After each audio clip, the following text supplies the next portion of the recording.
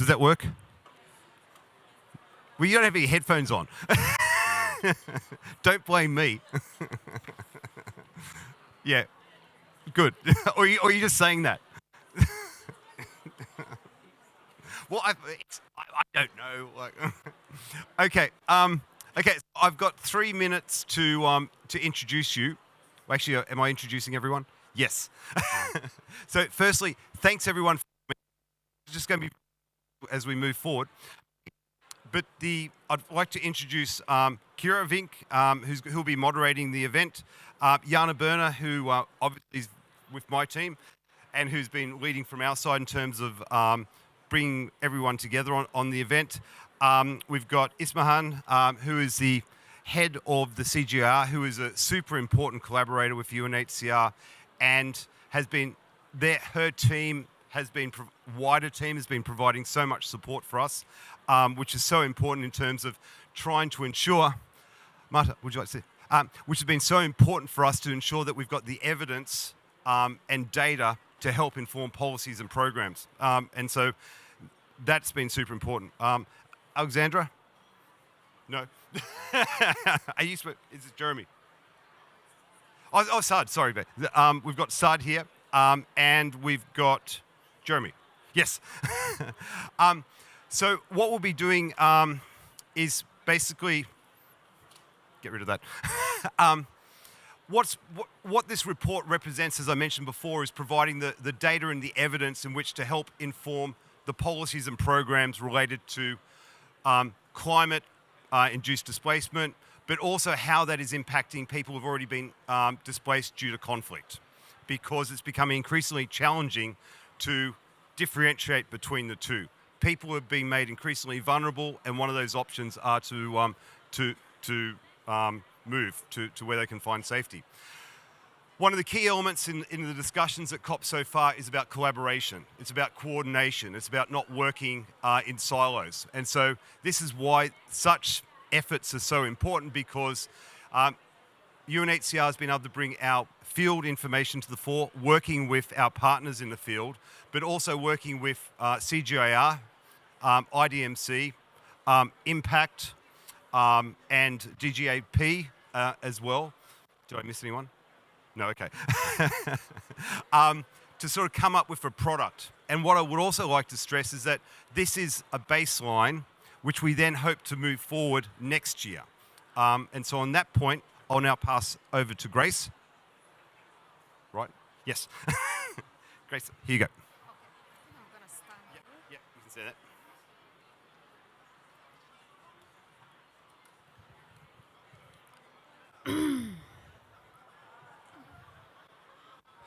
Good afternoon.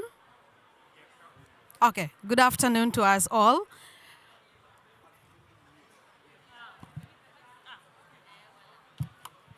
Good afternoon to us all. My name is Grace Dorong, a former child refugee from South Sudan. I just want to lay a ground for us why we're here today. The climate, conflicts, and displacement set up a triangle which makes it hard to escape for the displaced communities, living especially in the fragile settings. In all the directions, one might escape one danger, for example, the conflict, and fall into another danger of either floods or droughts. No matter how hard these communities, these displaced people are trying to build a better lives for themselves, the fight gets harder each day. We all know the reason why this gets harder, because every passing year, there is always a double impact of climate change, and it keeps on increasing instead of decreasing. And this report brings to us the evidence, the voices of millions of people, not just from one specific continent, but globally, especially women and children, women who are giving birth in the bush, in the water points, on the transit zones, at the reception centers, in a messy environment in the camp where they are going. And this is sad for us all to know. You find a woman giving birth on the road, and the umbilical cord for the child has to be cut with a broken stone. Landlord becoming homeless, kilometers of farmlands becoming water. And this makes us know that indeed there is no escape for the displaced communities.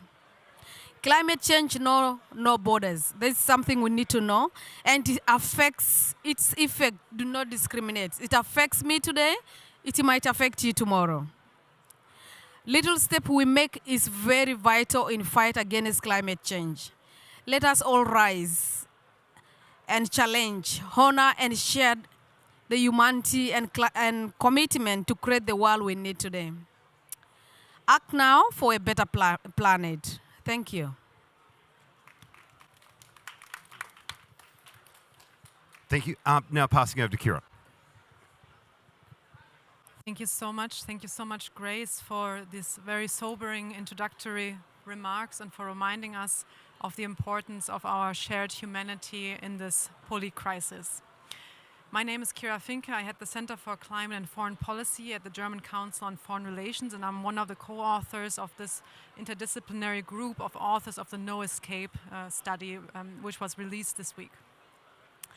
Let me introduce our excellent panel a bit more in depth, and I would like to first introduce Dr. Ismahan Elouafi. She is Executive Managing Director of CGIAR, the Consultative Group on International Agricultural Research. Dr. Ismahan, thank you so much for joining us today. Next, I would like to turn to Jana Birner. She is Associate Partnerships Officer at UNHCR, working closely with Andrew, and was really steering the coming together over this report, bringing people from very different disciplinary backgrounds together to work towards this common goal. Thank you so much for joining us today. Then I would like to introduce Jeremy Wetterwald. He is a Senior Advisor on Climate, Environment and Migration at Impact Initiatives. It's a leading think tank and do tank based in Geneva and is operational in more than 30 crisis-affected contexts. Hi, Jeremy. Then I would like to turn to Saad Karim. He is Capacity Strengthening Manager at IDMC. And he is leading a team to support governments and organizations in countries affected by internal displacements. And he has spent the past 2 decades mostly in field-based positions in Africa and Asia and brings a lot of this experience now to today's panel. So great to have you. So let me turn to Jana first, as you have envisioned this report together with us, and ask you, why is it important to focus on this interplay of climate change, conflict, and forced displacement, Jana?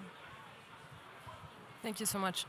I think Grace actually already explained that very well, but let me add a few points. So for us, what we are always emphasizing is that the climate crisis is a human crisis. And stories like the one from Grace really emphasizing this point. Because where you are and who you are determines how you're going to be affected by the crisis. Because climate change acts as a vulnerability multiplier, we are seeing that displaced communities across the globe are one of the most affected, most vulnerable, and most exposed. And thanks to data that is published in this report, we now know that 3 out of 4, meaning 90 million people globally, that are displaced, are living in countries that are exposed to the climate crisis to an extreme extent. At the same time, climate change is not acting in a vacuum. So we have to understand that all war, all violence, all conflicts that are happening at this world today are happening in a changing climate. So climate change can exacerbate tensions, it can exacerbate underlying drivers of displacement and underlying drivers of conflict. And what we are seeing as well in our report is that out of these 90 million people that are living in countries that are highly affected by climate change, half of them are also living in countries that are still affected by violence or ongoing conflict, which is exactly the double threat that Grace has outlined. What we're seeing on top of that is that climate change undermines durable solutions for displaced communities, meaning that return, but also local integration, is getting challenged. And therefore, it is an enhancing concern to us that now, with the growing displacement numbers, we reached 120 million, which is a doubling over the past decade. We are finding less and less solutions for these very devastating situations. At the same time, displaced communities are often left out of discussions, out of decision-making, and out of financing decisions. So this is an injustice that is growing. But I'm going to finish with the words of the Secretary General. It is a very avoidable injustice. So let's all act together to make a change. Thank you. Thank you, Jana. Thank you for this call to action at the end. I can only share your sentiment. Ismahan, you are leading an institute that is based in research. And I would like to ask you, what is the role of science and research in the humanitarian development and peace nexus? Thank you very much. And thank you very much for that positive and hopeful message at the end. It is definitely an avoidable, really, vulnerability that we need to work with and work for. When we have interventions that are designed to support displaced population in fragile zones and settings, like Grace gave as an example, we have both to look at short-term emergency needs, but also we have always to keep in mind the long-term sustainable development and resilience. And the report that was launched on the 12th of November highlights that increasingly frequent climate hazards represent an additional layer of complexity that challenges conventional operational approaches and financial structure. Just like what you said, it's an amplifier and it gets things much worse. So even if we say violence or armed conflict remains primarily the driver of displacement, the climate change come to make it even worse. So definitely we have to keep in mind that the first, it's armed conflict. And we need to make sure that we address it properly and that both geopolitically and peacemaking efforts get multiplied by 1,000, not by double. It's not about doubling. It's about really multiplying our efforts for peace. But on the top of that, when you have climate change, then you get really the numbers that gets just much higher and much more, we create much more vulnerability. So by 2040, if we keep the trends that we have right now, countries facing extreme climate-related hazard is expecting to rise from 3 to 65. So when you look at the numbers, it's scary. So we can't keep it going this way. The vast majority of which are hosting displaced population that are remaining in host countries for increasingly long period. I was really struck by the number, average of 26 years. So when we have displaced people, when we have people that are in temporarily setting, we know that they're going to stay there for a very long time. So I want to give an example of Palestinians in Lebanon, example of Afghan in Pakistan, examples of Venezuelan in many countries in Latin America. So it's really numbers that came in the report that shows that we need to think long term. It's not about just giving them food for 1 week or 1 month. It is really having a sustainable and a more decent life and livelihood. And that's where numbers and data are very important. So the role of science and research, it's really to generate the scientific evidence that could help us take the right decision. And we do that in the 3 phases of the crisis: prevent, respond, and rebuild. In the prevention, we need to understand how could we mitigate that effect. And that's where the global target on greenhouse gas, and if not averting the climate change, but at least slowing down the impact of climate change is very important. So that's on the prevention side. On the response, we need also to analyze our responses during the response itself and during the rebuilding. And I want to give you an example in Sudan right now. We have our colleagues that are still working, and Andrew has some wonderful picture from there. They are working by providing farmers. Sudan, it's a very fertile land. People are trapped right there. But what they need to do is produce their food. And by producing their food, what they need is seeds, it's certain inputs. And that's what we are doing through sweet potato, sorghum, wheat, and others. So data and science are critical in mapping how climate hazards are likely to manifest now and in the future. Thereby, they were going to give us evidence that can inform critical strategic decision-making and resource allocation ahead of time. Research also is required to generate understanding of the climate hazards and how they intersect with and potentially amplify pre-existing sources of exclusion, vulnerability, and tension in order to ensure that the human development nexus response are conflict sensitive and leave no one behind. And data again in the book, in the report, shows again how it's affecting much more women than men.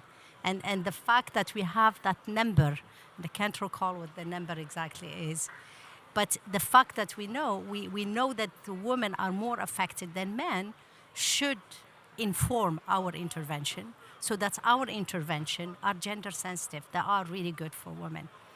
Evidence generation is also very critical to identify which innovations, which policies, which programming work best in displacement setting, and how to implement them effectively. And having people like Grace that live through it, that knows it very well, it's a voice that we need to hear.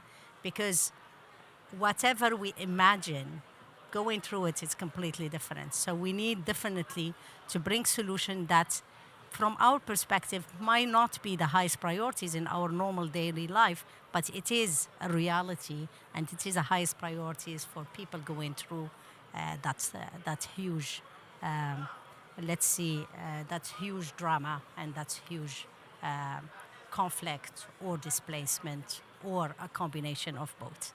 Thank you.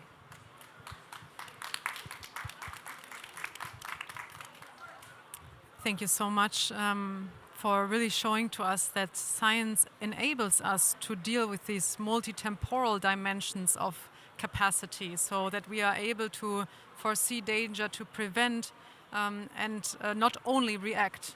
So I think this is very, very crucial in this unfolding climate crisis.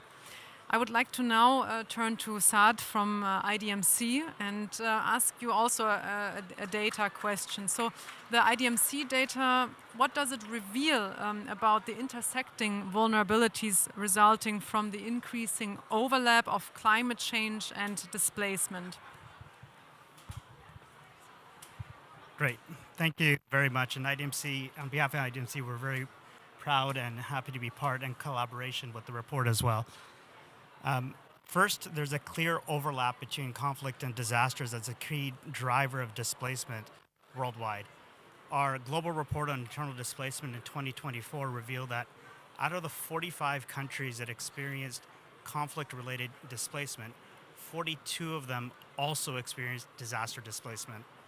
There's a direct correlation between these key drivers. Disasters could compound risks faced by IDPs that are already displaced by conflict, and conflict can compound the ability of local and national responders to respond to disaster displacement. Let me provide an example. In Syria, the governance of Idlib and Aleppo, which is home to half of the 7.2 million IDPs in Syria, constantly face new events of conflict and violence that lead to secondary displacements. Now, on top of this, due to severe weather conditions, floods, the severe storms, this leads to further displacements as well. Every year, without fail, we're recording increased displacements in both of these governance. Last year, during the February earthquakes in Turkey, both these governance were also impacted. 678,000 internal displacements were recorded, which I'd like to emphasize is the most displacements ever recorded displacements due to disaster in Syria, as long as we've had records. Now, in addition to this, 9,500 IDPs were evacuated due to a dam that was burst because of the earthquakes. In addition to this, and on top of that, 6,250 additional displacements were caused because of the extreme winter conditions, the severe storms, and the floods. There's a clear impact on vulnerability, resilience, and the ability for responders to respond. Thank you.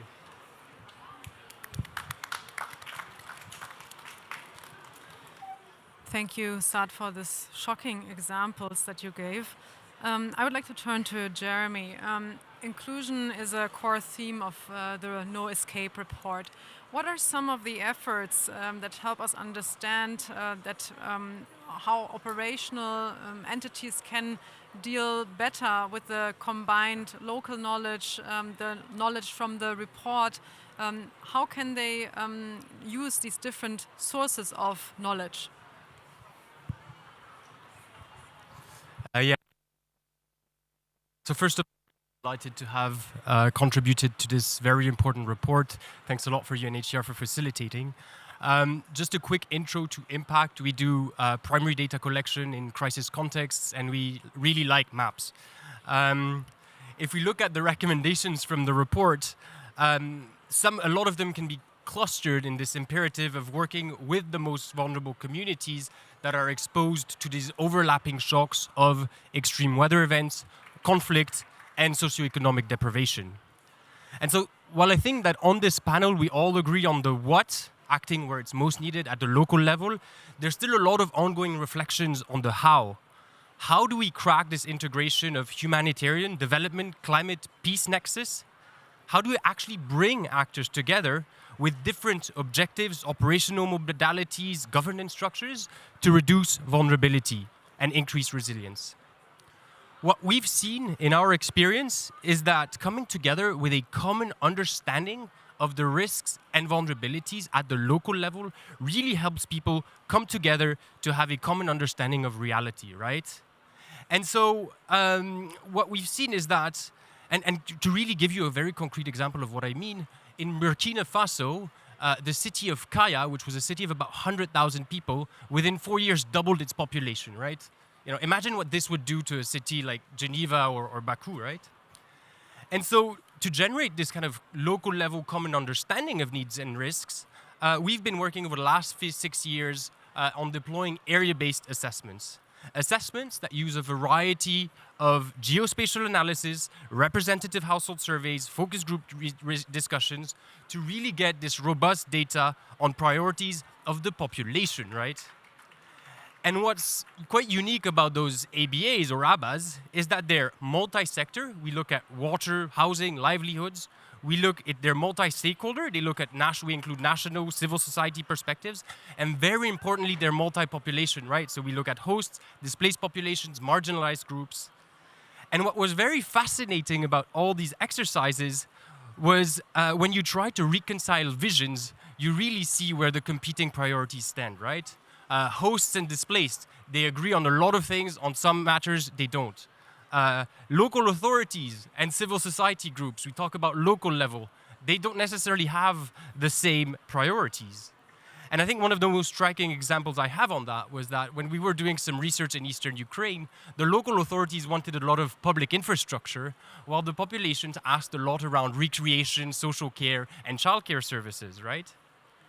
And so after that, we started deploying area-based risk assessments. So to that layer, we started using risk analysis. We started using both hazards, both natural hazards and anthropogenic hazards, to really try to understand how that overlap happens at the city level or community level. And really to kind of give you two examples of how this unpacks at the country level. I think the city relevant. I was thinking of using that one actually, so I didn't. But I'm going to use Libya, right? And Storm Daniel, where you had an extreme cycle that led to a breakdown, that led to urban flooding, that led to displacement, right? And so what was unique about this disaster in an FCV context? Well, you had a lot of issues around deteriorated infrastructure, access issues, which of course you don't have in other contexts. And more recently, in August 2024 in Sudan, very similar situation where heavy rainfall led to a breakdown, which led to flooding, which led to displacement, right? And so as I try to close my intervention, I really want to highlight 3 recommendations, right? First of all, is in terms of if you're going to assess needs and priorities, try to do it at the local level.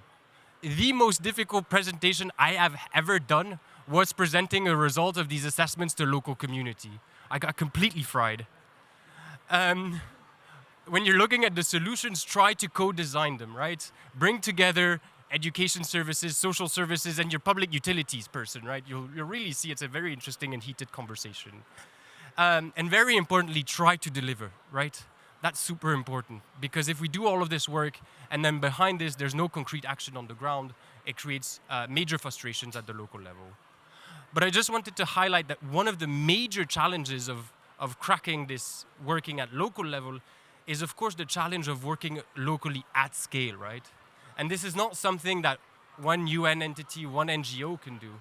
We collectively have to come together with this objective because it will take all of us to crack this local at global scale. Thank you.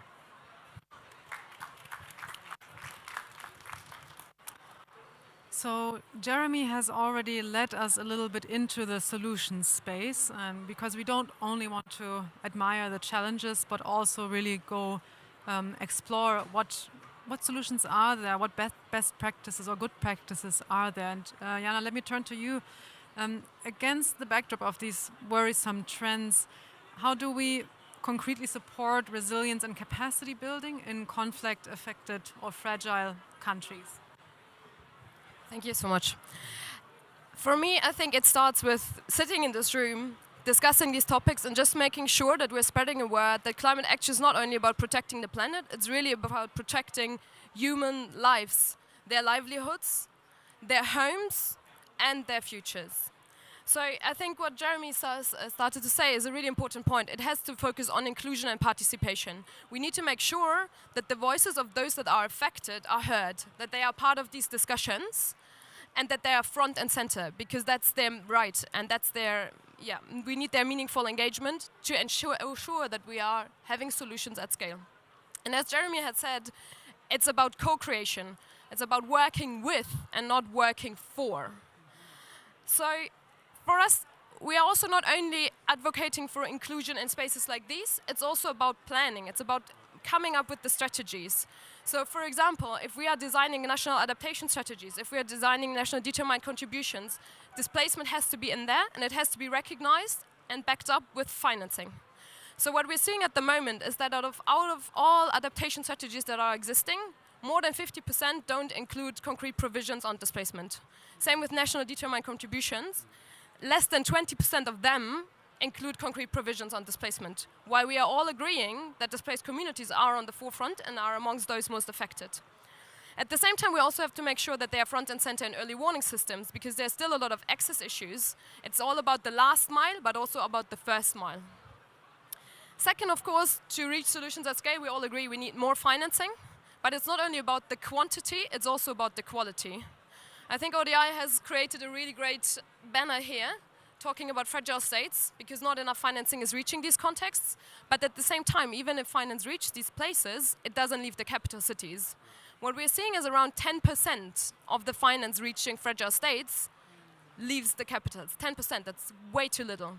So that's why we are advocating for working with communities on the ground, making sure that they are accessing these funding situations, and working with refugee-led organizations, for example. Or, providing seed funding. UNHCR, for example, has an initiative where we are identifying refugee-led organizations that are implementing climate action activities, and we are providing them with the financing to implement their solutions. The third point is about protection. And that hasn't been mentioned yet, and because we are a protection agency, I do want to take the time to mention it at least briefly. So if people are forced to flee in these contexts and they are crossing an international border, we need to make sure that the existing law and instruments are applied to protect them on an international level. But at the same time, it's also about protection on the community level. So for example, what we're seeing in Mozambique, the refugee camps and IDP camps there are hit by cyclones year after year. And what we're trying to ensure is that protection is mainstreamed throughout the whole response. It's about making sure that protection is front and center in evacuation centers, for example, because it's still a main limitation for women to access these centers because of the enhanced risk of gender-based violence. So we are working with local authorities to really mainstream these messages. And then obviously the last point is, as Ismahan has also said, to accelerate our efforts to mitigate emissions, to making sure that these devastating impacts are not increasing further. And let me close, I think what we have to say, to make all of this work, we need to invest in partnerships, which is why I'm so happy to be here with all of you and to have worked with all of you on this report. So thanks to all of you. Thanks.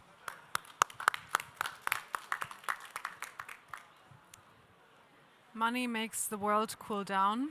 So this is true both in the case of climate change, importance of the new climate finance goal, but also in the sense of helping those who are suffering from the combined effects of being affected by conflicts and climate change.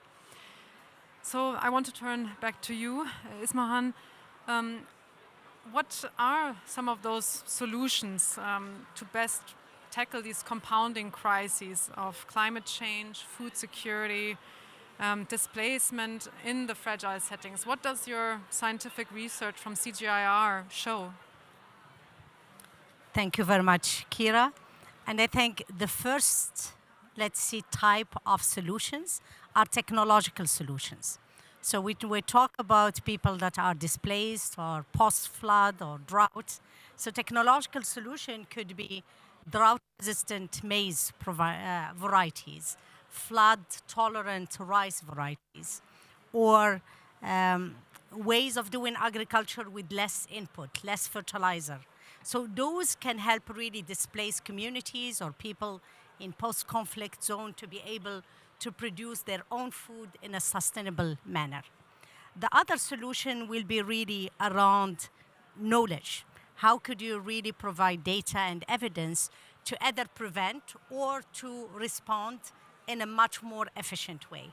And there I can give few examples of the Climate Security Observatory that we did with the University of Geneva, and that capture, assess, and represent in an accessible manner the interaction of various hazards, such as climate and conflict, vulnerabilities and risk from across socioeconomic, demographic, and biophysics realm. So it's a modeling that allows you to see what would happen if these things are combined or these ones are combined. The other one that also we worked with IFIs in the climate finance space to develop an operational embedded conflict sensitivity approach in the allocation of funds through a platform that we call Climate Security Programming Dashboard. And what it does, this is a tool that therefore will be used by a variety of stakeholders to inform decision-making and prioritization efforts. We all know that really humanitarian, like development, there isn't enough funding. And sometimes we have to give to this group and not to that group. So the prioritization and how really to know that you are putting the little money you have of ODA or for humanitarian development in the right place, it's very important. And that's really what this Climate Security Programming Dashboard is doing with the IFIs. I have also 3 examples with UNHCR, which are very important. The first one is we worked with UNHCR and other organizations to provide evidence, data, and insight to mitigate the vulnerability of 120 million refugees, displaced people, and their hosts by directly informing policies and strategic frameworks. Specifically, CGIAR helped identify priority regions and countries with severe exposure to displacement-specific climate hazard and conflict in order to optimize ongoing humanitarian assistance. And that really has informed the UNHCR new strategic plan for climate action. So it's a hotspot, knowing where your hotspots are and knowing how your intervention has really to prioritize those hotspots. And as I said earlier, within the hotspots, you need to know more details. How do you target women? How do you help children and young people and so on and so forth? The second example, we have additionally engaged in a variety of in-depth programmatic evaluation, both in relation to emergency response modality and long-term resilient building efforts in a variety of host countries.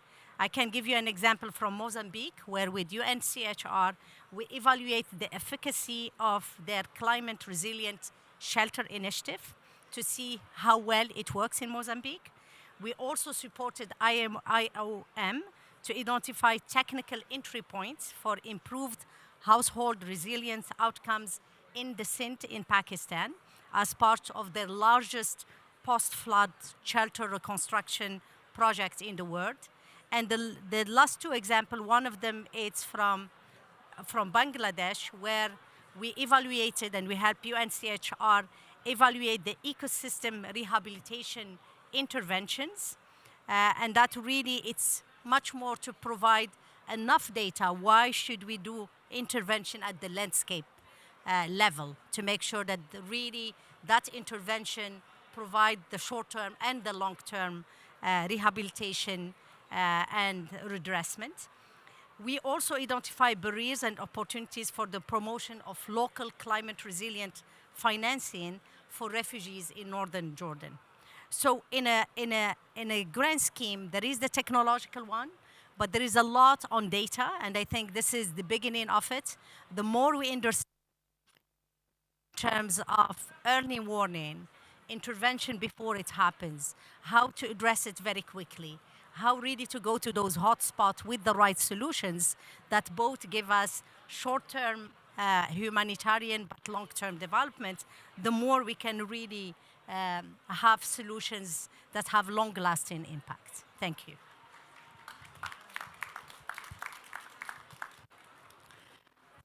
Much. We heard that the research base is already quite strong. We have a lot of activities that also support the operational institutions, UNHCR, like IOM. But I want to turn to Saad and ask you, where are the gaps? Or are there still gaps in the data, in the analysis? And if there are, how do we close them? I see Jeremy laughing because he's probably thinking there's no gaps, right? No, clearly there are. One of the main challenges we face is putting together our estimates when disaster and conflict converge to trigger displacements. Data collectors are often responding to these and prioritizing one of the two triggers. So it makes it very difficult to unveil the scale of displacement by each of the triggers. Sorry, I was speaking more into the mic. It's also very difficult to understand how many times people have been forced to flee by which cause. To avoid double counting at IDMC, we often have to pick one of these triggers. This has a direct impact on painting the full picture of what's happening. Also, the convergence of these crises makes it very difficult to understand how long people have been displaced for, and to which extent new cycles of disaster or conflict prolong the plight of people that have already been displaced. So some recommendations. One is, as you could tell, for IDMC would be improving data collection and covering the triggers and impacts of displacement regardless of scale or duration. Second is ensuring better collaboration and coordination. We've talked a lot about this, but we know that in collecting data, this is done by multiple stakeholders. So there's a clear need to having harmonized approaches to this. And third is reinforcing local and national capacities to strengthen the production of data and the utilization of data. Relying partly or wholly on international organization has risks, but a clear risk to sustainability as well. That's it. I have 3 recommendations on why there's only 3, and we usually do 3 recommendations in our industry. That's probably a different side event discussion, but thank you very much.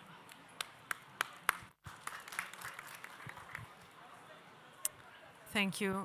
So how can we collect more impactful data, more impactful sources of knowledge? Jeremy, what do you think? What can really enable the local resilience in these very vulnerable contexts? If you can give me a quick answer, then I can still take maybe 1 or 2 interventions from the floor.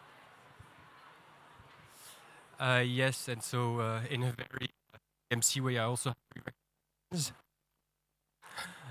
They would be 1, prioritize, 2, downscale, and 3, deliver, right? I think on the prioritization, no, I don't all the gaps are filled. I think there's still gaps, specifically when we're looking at vulnerability in the most fragile context due to the fact that there are no strong statistical systems in those contexts which enable us to get that granularity of understanding that we need to deliver. There's huge amounts of UN initiatives, World Bank initiatives. I'm just going to name a few: UNSDCF, HNOs, HRPs, NAPs, NDCs, you call them. But from a country level perspective, it seems that we're really trying to get our acts together in this prioritization. And I think to Jana's point, we very much see this geographical convergence of issues, and I really like the fact that you're having fragility within fragile contexts, right? In Burkina Faso, once again, or DRC, it's not in the capital city. You have issues in the capital city, but a lot of it will be outside of the capital. On the downscaling, I think the geospatial ecosystem has really risen exponentially, and our capacity to absorb it is still linear, right?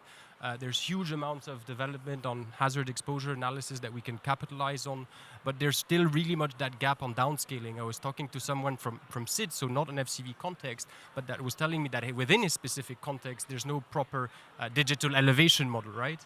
And finally, the point on delivering, that's very important, because once you've prioritized, let's say, 10 most conflict, shock-affected regions within a country, you really need to deliver. And that's where we need humanitarians, development actors, climate actors, getting their act together to ensuring that this support reaches those communities. Thank you.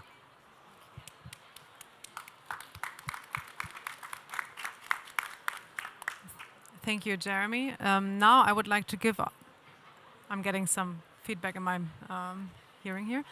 I would now like to talk to you, the audience, and ask for interventions, comments, quick questions. Okay, I will move towards you. Please also introduce yourself very briefly. Thank you very much. My name is Dolphin. I work with the National Council for Nomadic Education in Kenya and our Ministry of Education. And I really like the discussions that are going on around there. But talking a bit about climate change conflict, basically, I don't know if you're considering conflict in terms of just wars, or is it resource-based conflict? Because where we work, especially in the SL areas of Kenya, we have what we call the resource-based conflict, places like Tana River, the counties and that. And one of the impacts of resource-based conflict is, of course, having what we call the out-of-school children, number of out-of-school children. So are these areas that you're interested in? Because even when we talk about data, for example, it has been a challenge. We've only managed to do 2 assessments, and the last one was in 2021 that was saying around 2.5 million learners are out of school because of such issues. So does education, climate change in education fit in, especially for these specific areas within the work that you do? And how can we collaboratively work together? Because it feels like, yes, we're talking about issues of climate finance, but when you come to a bit more specificity of it, basically, I look at it in terms of the out of school, we're categorizing within the climate change unit at the council as under loss and damages, basically. So is it an avenue towards also looking at issues around impact of climate change conflict and displacement, and of course access to education, and maybe potentially using your data as one of the indicators for loss and damage, because issues around loss and damage is of course availability of data. Thank you, more than happy to for this session. Thank you so much also for highlighting the adverse effects on education. I would like to collect another question. Thank you very much for such insightful discussion. I'm Dr. Shakil Hayat, and I represent WaterAid, and I'm also the director for Center for Water Informatics and Climate Resilience in Pakistan. So I've worked in the last 5 years with both displaced communities as well as the vulnerable communities having different kind of issues. We are always talking about the displaced communities, but we somehow ignore the pressure that comes on the host communities. And in my work with these communities in the last 5 years, I have seen that a new kind of resilience is emerging in both host and vulnerable communities. So for example, the flood that happened in Pakistan in 2010, people were more deprived of the basic facilities. But the flood we saw now in 2022, we saw that people are having, for example, food, traditional medicine, reusable sanitary pads. So this is a new kind of research that need to be done, that how the resilience is emerging in these both displaced and host communities in all the land, water, and food systems. Thank you. Thank you so much. Many topics and little time. Who wants to take on this question on resource-based conflicts and the intersection of education?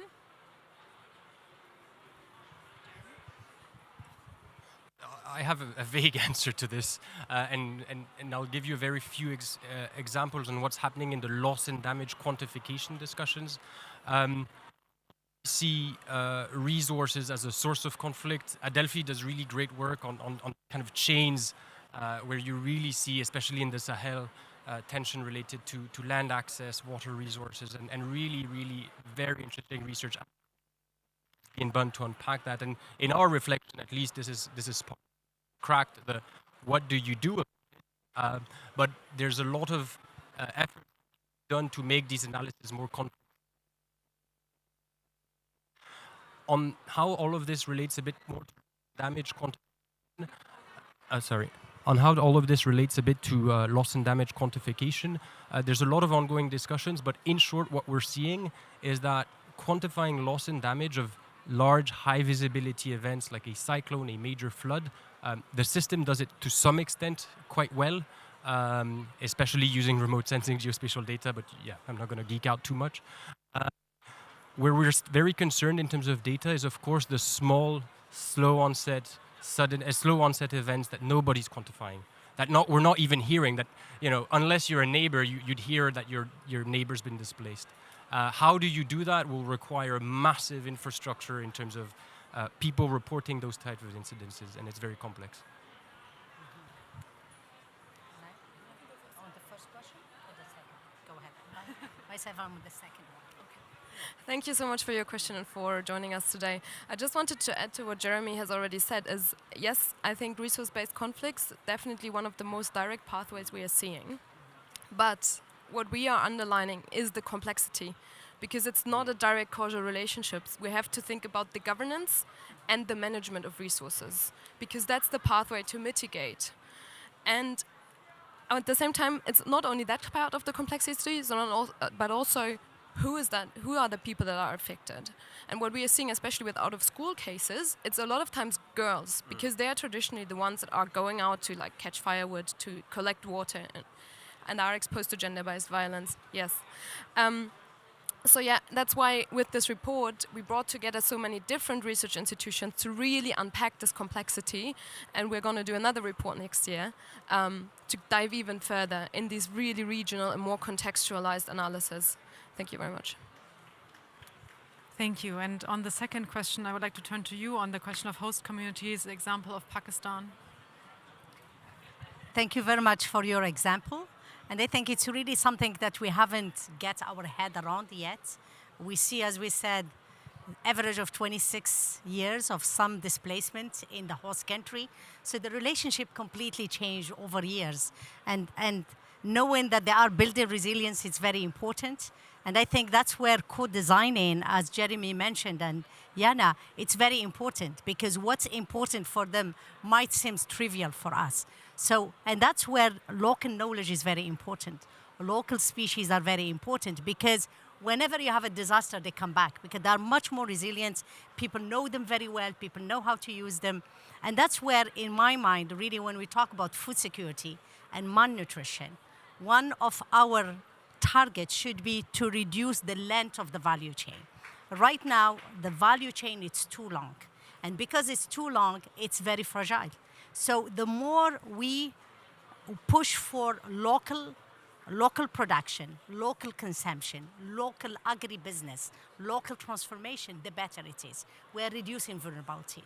But the global economy, unfortunately, is pushing us for very long ones. It's very bad for resilience, but also it's very bad in terms of emissions.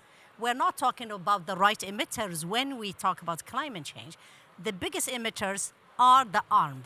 The people that are creating the war are the biggest emitter than anything else. We keep talking about cows. We should talk about those military planes, not about cows. The other big ones, it's the multinationals. WTO says that any food or any commodity cross the border at least twice. You produce potato, it goes to another country to be processed, and it comes back, and maybe it moves to another place. This is a huge emission. So there's a lot of inefficiencies, and that's what we need to target if we want to really cut on climate change impact. Thank you very much. Thank you so much. And unfortunately, we are out of time. We've just in the last minutes also touched upon many other complex and intersecting issues which would require more discussion. I really encourage you to look at this QR code, download the report. Maybe you will find some answers and some more thoughts for discussion. It's based on a lot of data, exactly. and carry some recommendations. But for now, please join me in applauding our panel. Thank you so much for a very exciting discussion. However, our discussion is not over, because right now I would like to turn to Mr. Robert Piper. He is Special Advisor on Solutions to Internal Displacements to the United Nations Secretary General. Robert Piper, please come here to give us a short intervention and share your reflections on our discussion. Thank you so much. Thank you, Chiara. Thank you, everyone. I'm not going to try and summarize what was a fantastic discussion, and I'm sorry you have two Australians speaking at the end, which is a little bit of a burden, but let me apologize in advance on behalf of Andrew and myself. He will, I'm sure, capture some of these great interventions around the worrisome trends, the solutions, and that's very important. You also identified solutions, and I do recommend the report, which I did find very important. I represent the issues around internal displacement. It's 76 million of those 120 million forcibly displaced.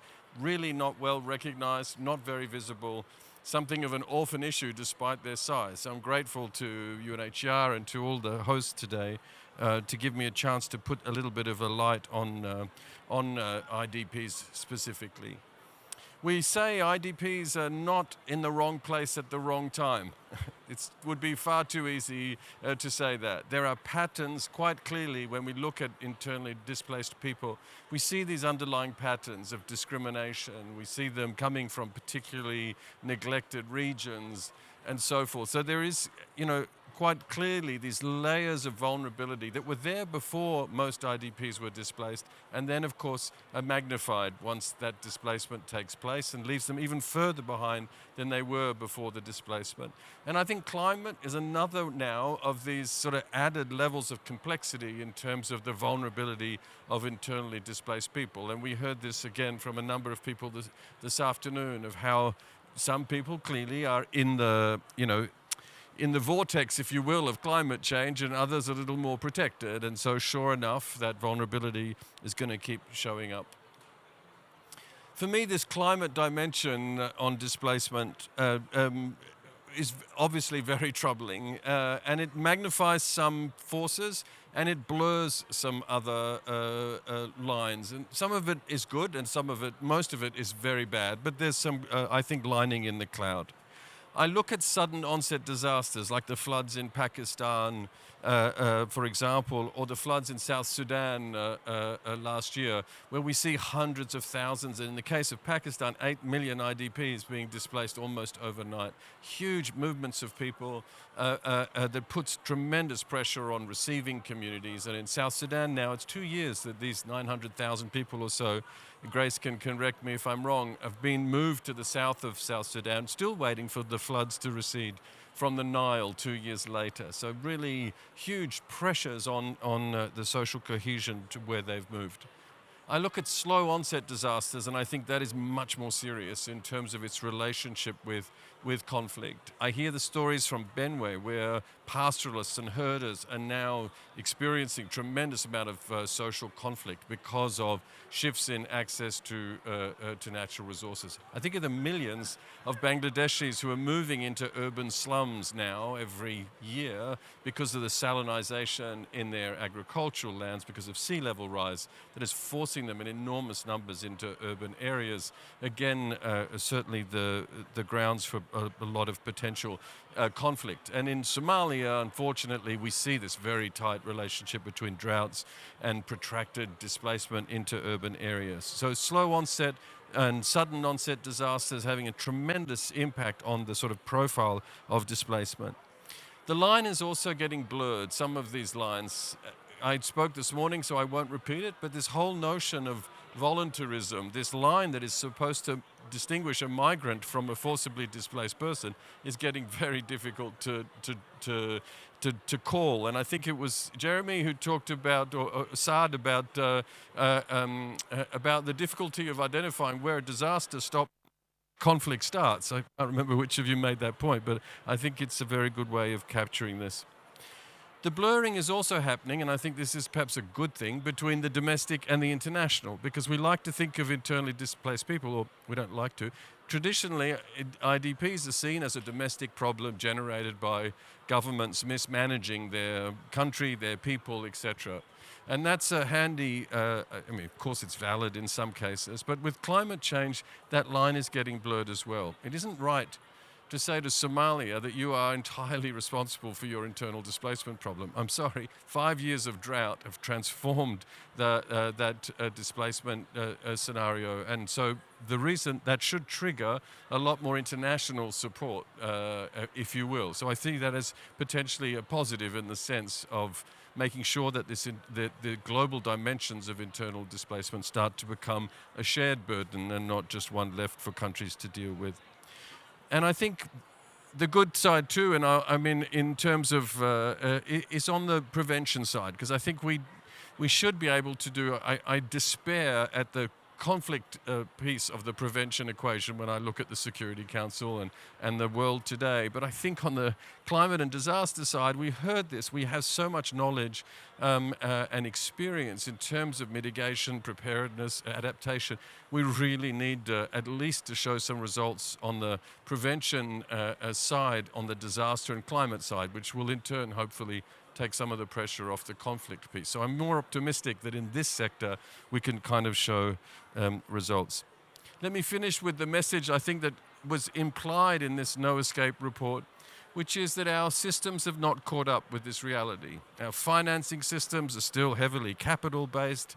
They're very heavy on institutional capacity when the countries that really need the climate financing don't have as strong systems and institutions, and the funds need to get to the local level, not to the center. Our architecture is tightly divided around sort of voluntary, migrants and forced displacement. All of these structures are now looking more and more obsolete. And I think the message, if you will, the core message that we heard from the panel, but also from the report, is that indeed we desperately need to catch up with a very changing reality for the lives of so many people. I stop there. Andrew, over to you. Thank you. Thanks, Rob. But what I'd like to do is also just pass it over to the Acting Assistant Secretary for PRM, Marta Youth. Thank you very much, Marta. Thanks. Not an Australian. So I really appreciate the opportunity to join you. What a privilege to hear the panel and to hear our speaker. This report really helps advance our understanding.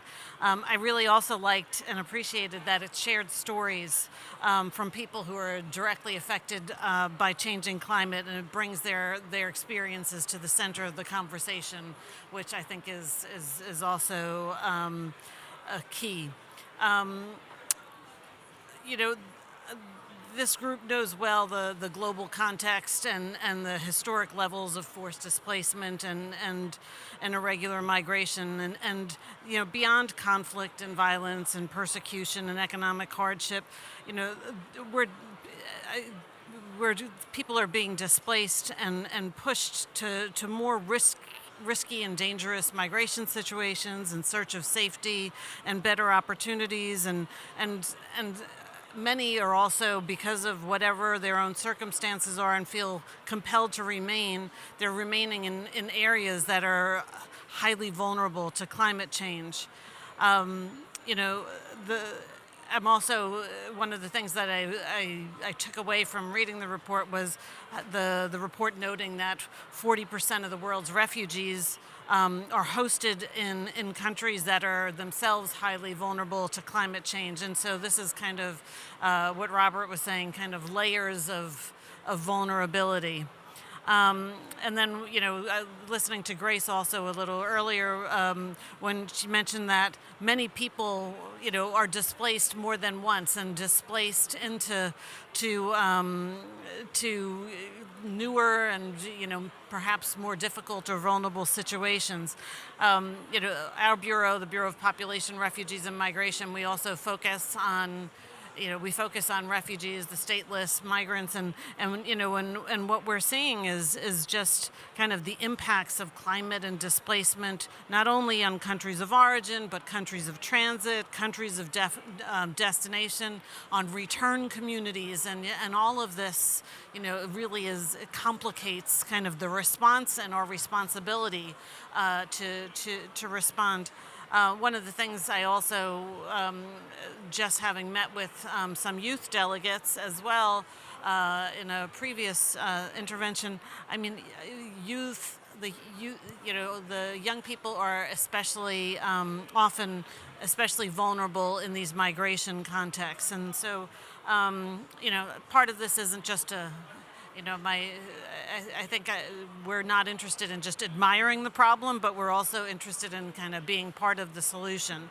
And so I just wanted to very briefly talk about some of the things we've done in the United States that we're hoping is part of the solution. So over the last 3 years, we've worked to increase investment in adaptation and resilience programs and to facilitate the protection of individuals at home and abroad. So we've made unprecedented investments in adaptation and resilience to climate change through PREPARE, which is the President's Emergency Plan for Adaptation and Resilience. These are the largest investments in our history. We're on track to reaching the goal of $3 billion by the end of this year.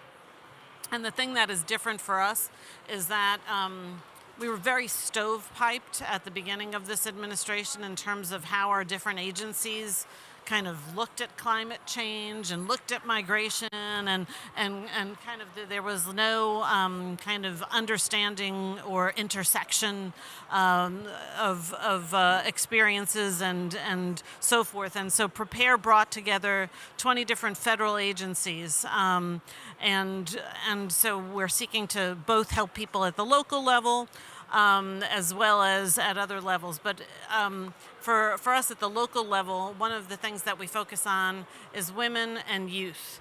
And we're really trying to incorporate this with our partners and in our response to really be responsive to diverse stakeholders, to local communities. And so one of the examples I was going to give, I think that was actually one that you mentioned. We're funding UNHCR in Mozambique on this climate resilient housing for refugees and internally displaced persons. And so I'm kind of curious what you found in your research there. But we were we felt that the outcomes are excellent and thoughtful and sustainable, because the construction is using locally sourced materials, and rather than just kind of providing it, it also includes this training component so that people can maintain it, people can replicate the building process if necessary, carry out repairs. And so, I think kind of not just kind of answering the mail, but actually kind of thinking about things in a sustainable way are really important. There's another project that we funded in Colombia that's supporting a community-led mangrove restoration project and a community-based waste management product. So this is like providing inclusive livelihoods and health for refugees and migrants, as well as for the new communities. One other one, in 2023, we funded a Kenya climate mobility program, which operates in Garissa and Turkana, that supports training in climate smart agriculture and developing micro and small enterprises. They're also working on like drilling and rehabilitating boreholes to kind of speak to the whole question of water scarcity. So I've got a couple other examples. I won't kind of go through all of them, but I just wanted to say that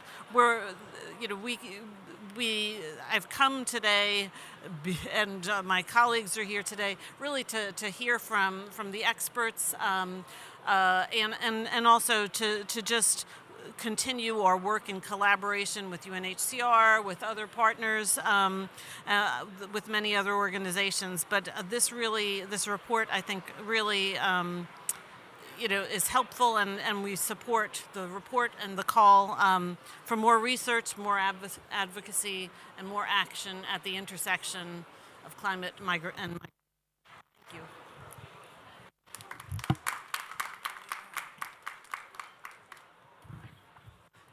you very much, Marta.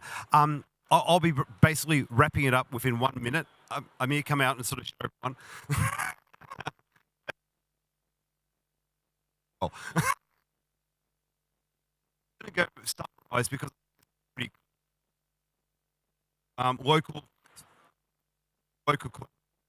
local solution. Make sure it's targeted. Impact. Reports that are talking about unless you around. So what I would like is we will have another report. 13 partners this time. Let's aim for quality partners. Deliver.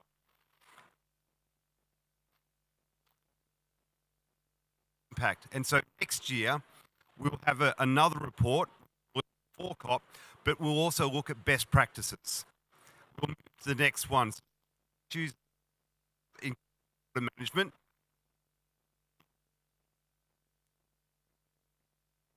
Having more from those impact